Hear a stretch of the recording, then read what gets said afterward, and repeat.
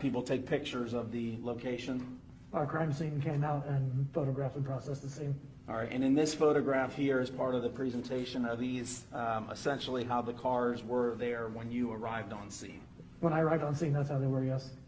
And would this essentially be called the final resting of the vehicles? Correct. That's what we call final arrest, yes. Okay, and obviously on the left, we see that was the Ford Mustang driven by Cameron Heron, correct? Correct.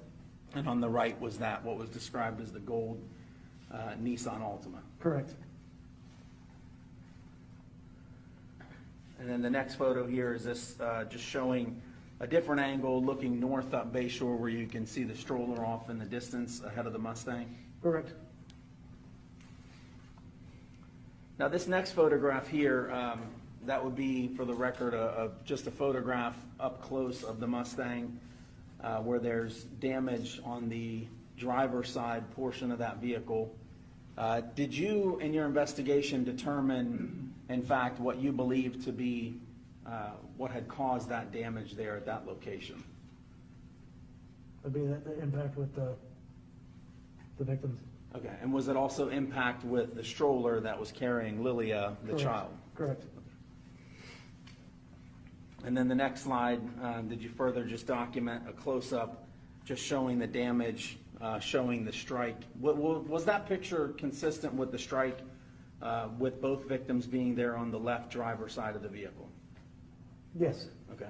And then in the next picture, did you document that there was some damage to the vehicle there in the passenger bottom portion of the window, indicating where the victim had struck the windshield? Correct. And then in the last photograph here, is that a photograph of the stroller, just documenting the damage?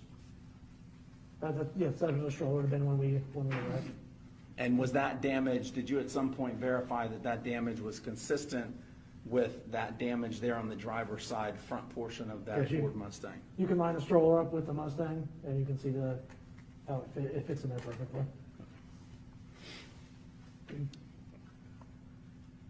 In this next slide, at some point, did you observe video surveillance that was retrieved that was taken right near where the crash had occurred? Yes, I did. All right, and then did someone from Tampa Police Department eventually try to enhance or zoom in on that portion that we're seeing there in between the trees? I did. One of our forensic techs. All right, and if you can just describe to us, before I play it, essentially kind of what we're going to be looking for here before I play this video. And that would be looking kind of southeast on Bayshore.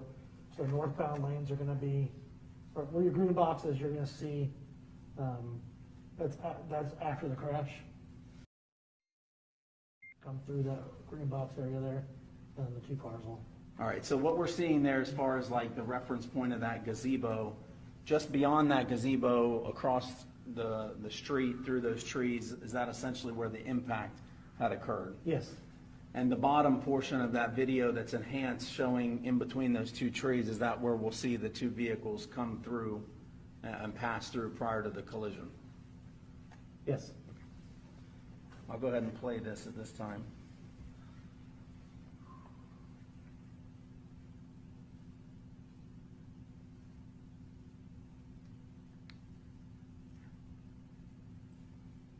Now, what we just saw it there, I'll play it again, but I just paused it there. Is that first vehicle that we see in that bottom enhanced portion, is that the Ford Mustang just prior to the collision? It is. And then, I couldn't stop it, but let me play it again. But the vehicle that we see right behind him, is that the Nissan Altima? It is. And did you determine during your investigation that those vehicles, based on this video and based on the witness statements, appeared to be very close to each other prior to the impact? They were. Okay. But was the Ford Mustang the vehicle ahead of the Nissan Altima? The Mustang was in front, yes. And in this case, there wasn't any evidence, and nor does the court believe that there was any specific intent to do harm, in this case, to the victims.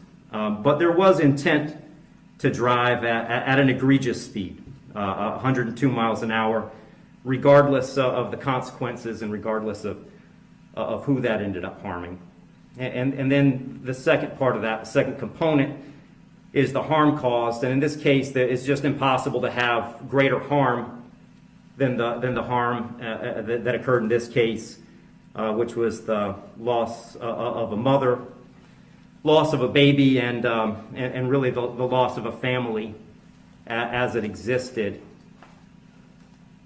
when this occurred.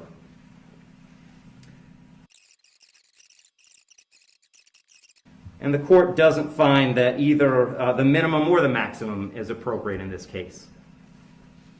I've said it several times, that serious nature of the offense, egregious nature of the conduct, and mostly the harm that's been caused prevent me from putting this as a bottom of the guidelines minimum case.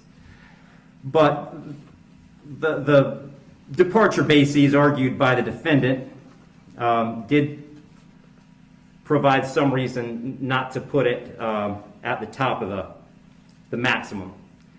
And specifically, the court did take into account that the defendant's 18, certainly responsible for his actions, and he's being held accountable for his actions. But the age of 18, the court finds is a mitigating factor and shouldn't put this at a maximum. Also, the complete lack of prior criminal history is something that the court considered as preventing this from being at the top. So having said all that, the court is going really toward the middle between the minimum under the guidelines and the maximum punishment permitted under Florida state law. So on count one, vehicular homicide, the court's going to adjudicate the defendant guilty, sentence him to 9 years in the Florida State Prison. On count two, same charge, court will adjudicate the defendant guilty, sentence him to 15 years Florida State Prison, and that'll run consecutive to count one, for a total of 24 years Florida State Prison. Count three is a misdemeanor, unlawful racing on a highway, so the court will adjudicate the defendant guilty, sentence him to time served.